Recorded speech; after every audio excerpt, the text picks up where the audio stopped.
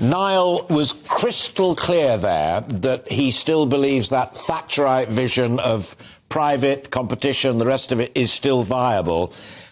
I don't disagree with him ideologically, but I think that an awful lot of the public are now feeling, hey, guys, it ain't working for me anymore. Are they right, or is he right? Well, I think both are right.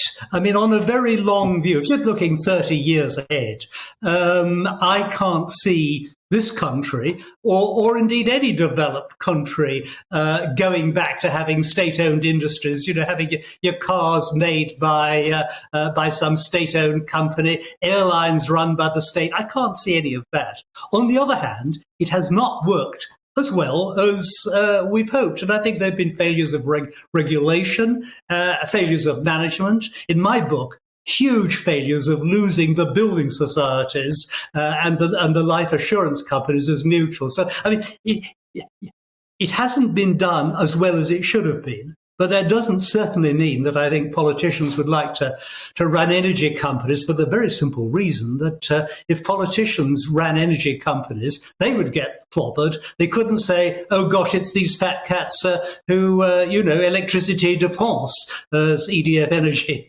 calls it. No, and interestingly, on that specific example, which both Mark Seddon, who I know you know from the Tribune days and the Al Jazeera days, but also Rory McCallion, who you've been kind enough to be on the programme with here, was saying on, if you look at the French example, then nationalisation can work. But they're knocking on the door again of Macron and his government saying, yeah, fine, we'll keep those prices low, but you've got to give us lots more money.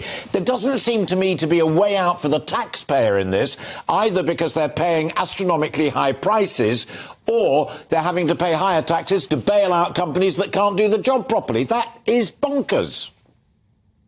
Well, I mean, the big failure is not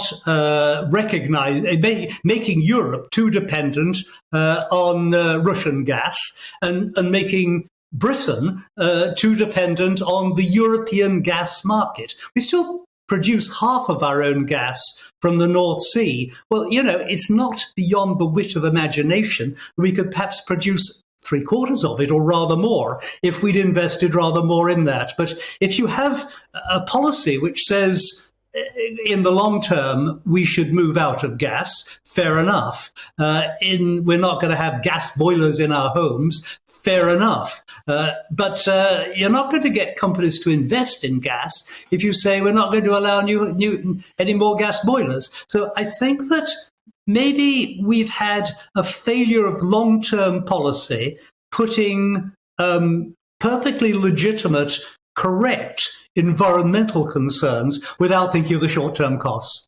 And we could have done a bit better. And the danger that